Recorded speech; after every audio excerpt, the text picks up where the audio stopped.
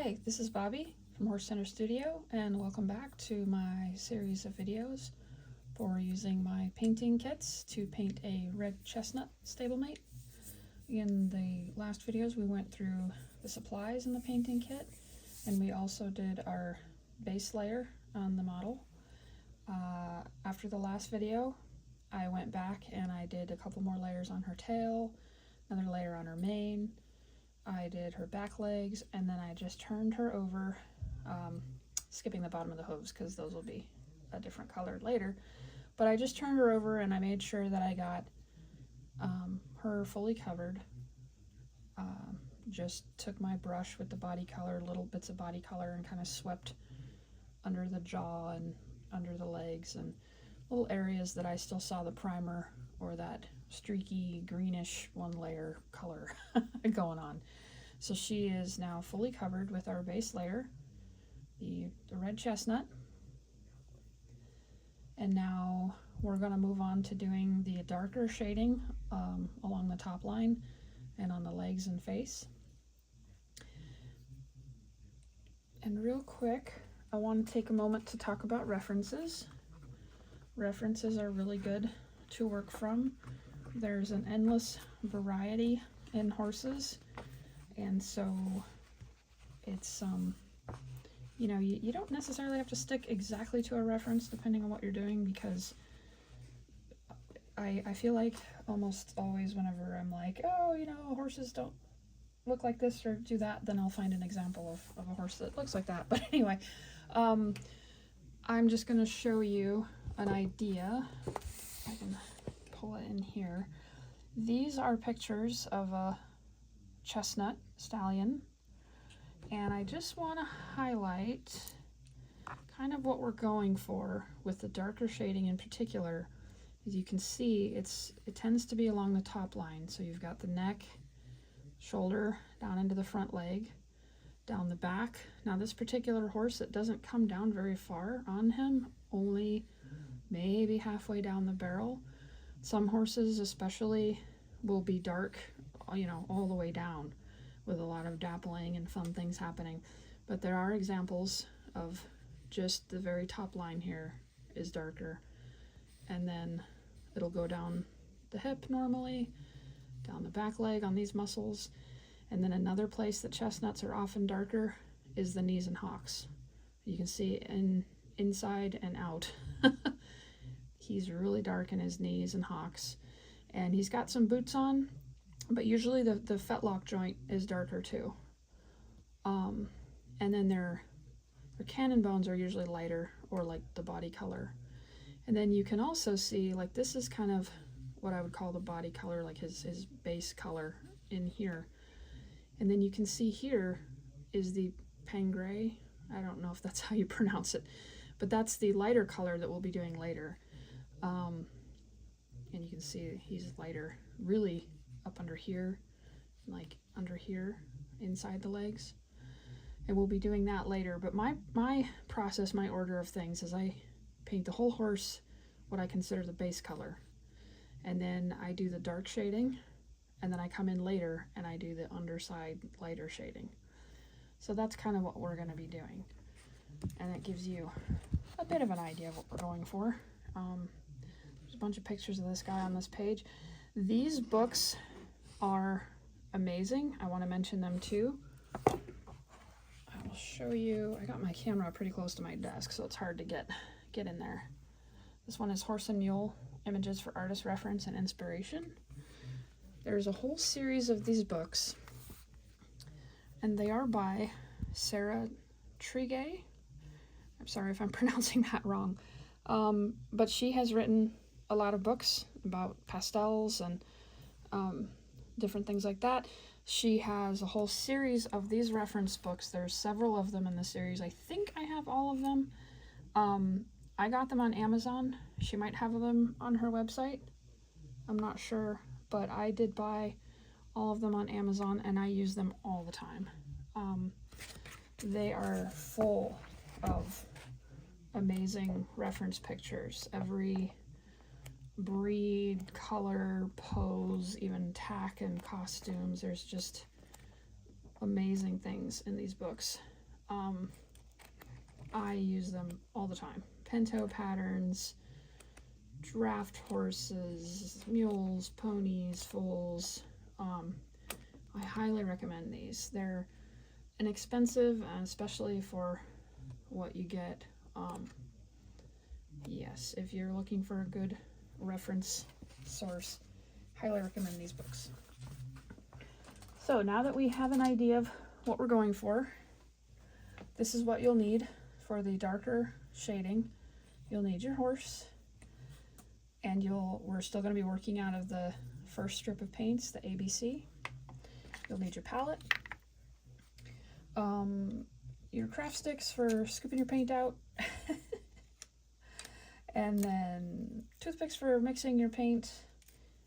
And this is where you will need your sponge applicators, and you'll also need a paper towel. I usually fold one up and just keep it off to the side all the time, but you're definitely going to need it for this step. And so, yeah, I think that's about it.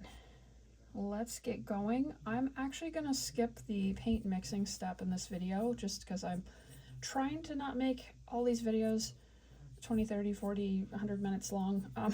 So we went over mixing in the first base layer video, using the craft stick to kind of scoop the paint out, and then our toothpicks for mixing. I actually have a mix of this shadow top line color already ready from a few days ago when I was doing some testing.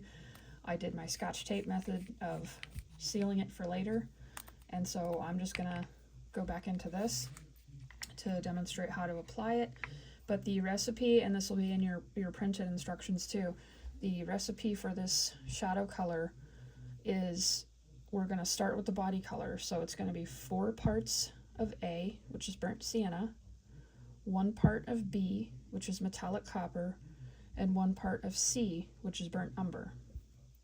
And so the neat thing about it is this is our body color mix that we had for doing this. So if you want to just keep going, if you've gotten your model base coated and you want to go right into the shadow top line color, you can actually just add a little bit of C. And the mix might be a little off depending on how much body color you have left, so I would just add like little tiny bit and mix it up and kind of see where you're at. But yeah, you can definitely build on it. If you have some base color left, you can just add a little bit of the burnt umber to darken it up. And so let's get to painting. I'm just going to peel my tape back here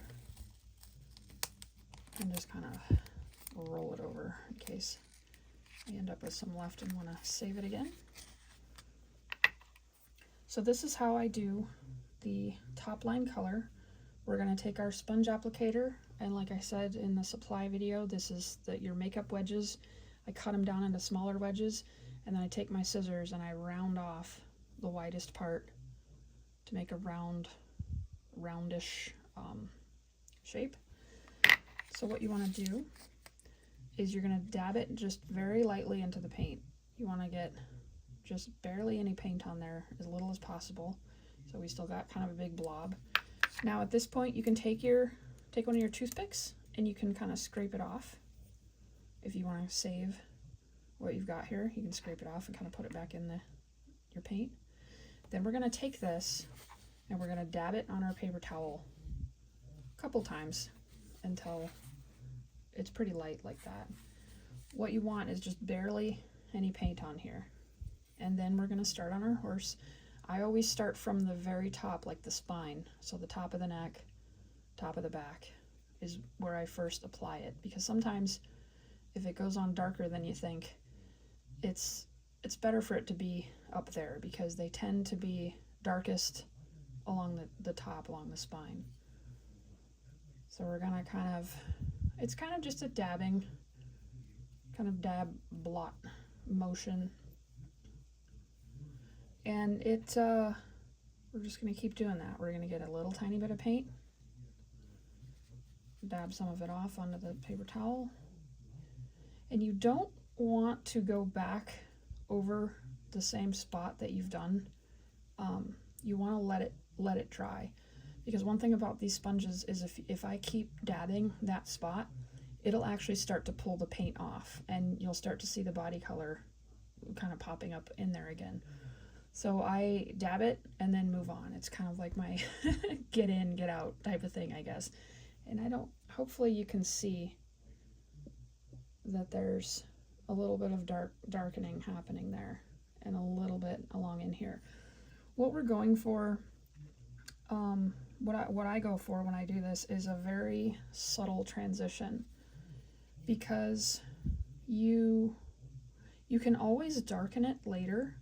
Like sometimes once I get the whole area that I want darker, I might go back and add even a little bit more burnt umber, which is our C paint. I might go add a little bit more burnt umber to darken it up a bit more, and then just kind of keep darkening, but always starting from the top and shading down. And so what I'll do with like this first layer is this will be my transition zone, because it's very subtle. I'm not even sure if the camera is picking it up. I think you can kind of see it up in here, the darker color. But what I'm going for with this first layer is a very subtle transition into the body.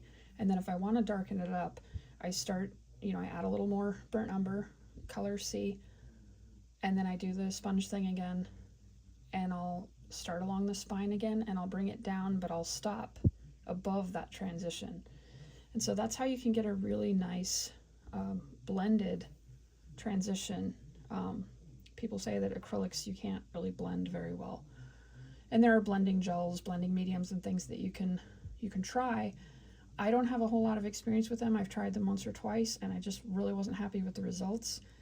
One thing I've mentioned in other videos is it seems to me that with acrylics, there are people who prefer to work with them wet and people who prefer to work with them dry. I'm definitely have a preference for dry work, dry brushing, and that's kind of what this is. This is why I put this paint on and then I dab most of it off, and then I'm just barely working with paint that's left. Whereas wet acrylic would be to use your blending gel, blending medium, or even watering it down, making it really thin, working with really thin layers and trying to make it work that way. And there's absolutely no wrong way to do it. I highly encourage people to just try everything. If this is a one-time deal for you, you just want to paint a horse like for NaMoPaiMo, or it's just something you want to try, that's awesome. But if you decide that you really want to pursue art, or being a customizer or whatever in the hobby, I highly encourage you to try everything. Everything you can. If you think you're liking acrylics, or maybe even if you're not, try the other method. Try the blending gels and the wet work. And maybe that'll work better for you. Or maybe acrylics, you just don't jam with them, and you want to try oils or pastels or airbrush, or there's so many different ways to do this, and absolutely none of them are wrong. Do not ever let anyone tell you that you're doing it wrong. That doesn't exist in art. So I'm just kind of going along. Hopefully you can see on this side of her neck that darker area coming in. So this step probably takes me longer than doing the base layers, because like I said, you don't want to keep dabbing away as it's drying. You want to let it dry really well. So a lot of times what I might do at this point, she's got a little bit kind of all around, is I might actually just set her aside, and a lot of times I'll work in batches, so I'll grab another horse and do it, and then I'll rotate back around. I just really don't want to pull paint off with the sponge if it's not dry yet. Ask me how I know what that's like, because I've done it. Another note about this mold in particular, or any mold that has the mane kind of flying over the back, it can be hard to get in there with the sponge, and so I kind of just go along the sides and get as close as I can, but I don't worry about really trying to push under there, because you can end up with globs and other things that you don't want. So what I normally do is I would take a brush. You could use your large round for this, or your flat body brush, and do the same thing. Dab it in the paint, you know, kind of sweep a lot of it off, and then use a brush to kind of get in there and just blot a little bit of the top line color under the mane, because right now she's got like a kind of a red streak down her back. But yeah, so then I'll go ahead and kind of move on to show. I would keep working. I'll keep working on her up here because she's not near as dark as I would like her to be. I guess I could probably, let's just do it. I think this side is probably good. We'll just slap some more in there. Another thing that I might mention is you might see, I don't know if you can see on the video, but you probably see in person that doing this dabbing motion really pulls out the metallics. And so right now she's like sparkly.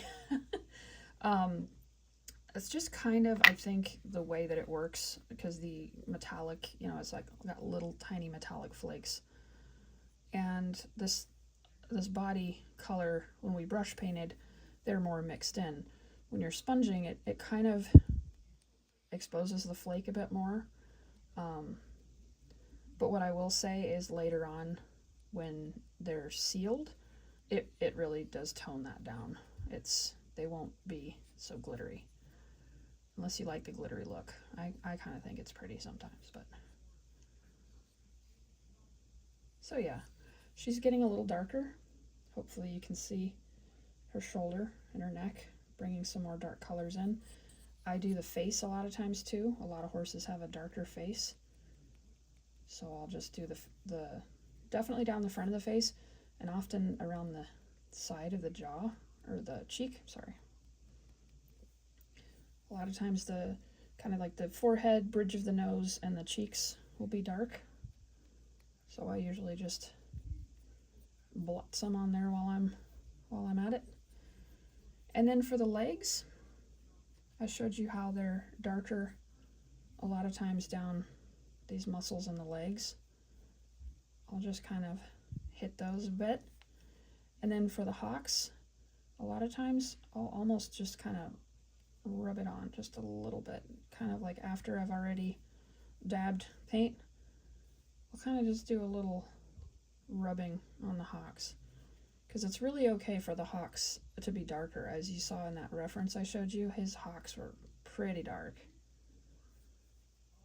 So kind of my order there would be get the paint, blot it off on the towel, do some body shading, and then just kind of rub. And I'm not really putting much pressure on at all. I'm just kind of setting it on there and just wiggling it. I'm not grinding it in. But hopefully you can see she's getting the darker joints coming in and down the muscling here. Just put the last little bit on her leg here, front leg. So she's coming along. I'll go ahead and flip her around. We'll do another round here, and then I will probably stop this video so that it doesn't get too intolerably long. I'm trying to find the balance between showing everything and not making you guys sit through like a few movies worth of videos. But definitely let me know what you like, because if you don't mind the longer form videos, one thing I thought about doing at some point is just doing a full video of me painting an entire horse. But I mean, that could turn into like a few hours, and I don't know if anybody's got time for that.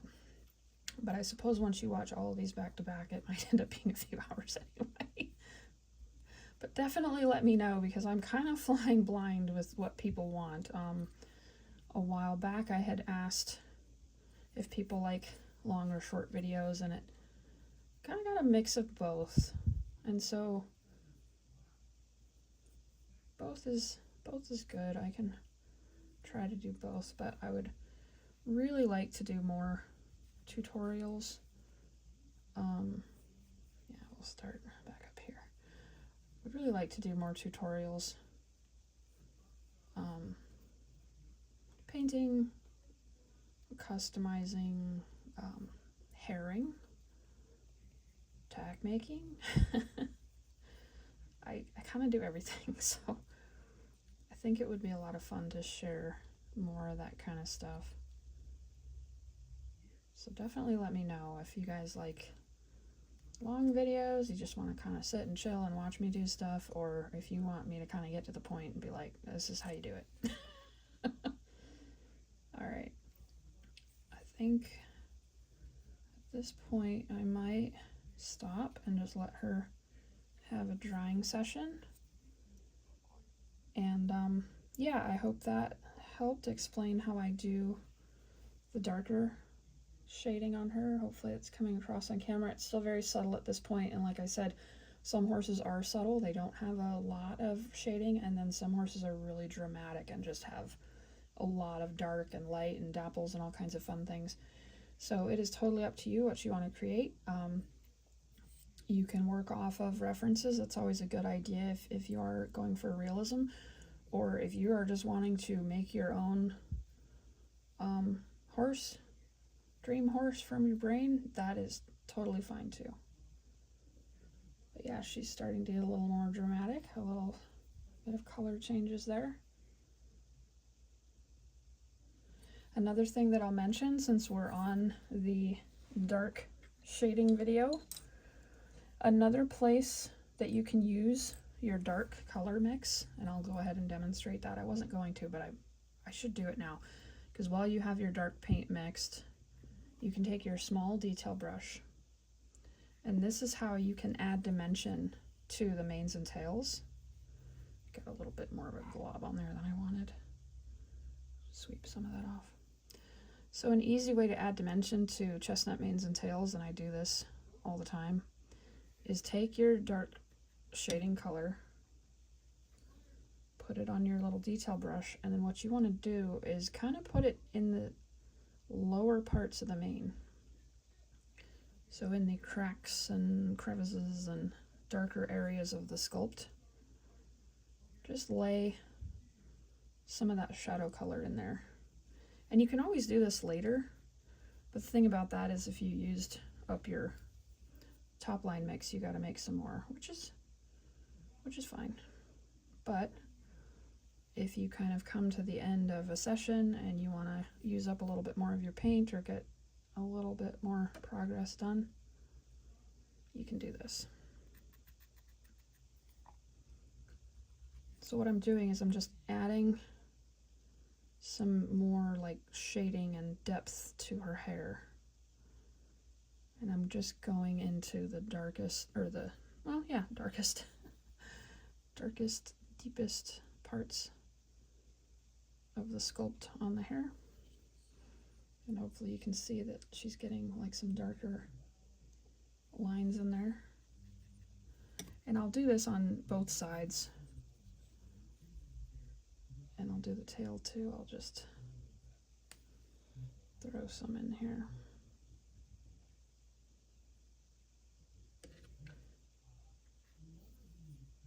And this just helps the hair have more pop.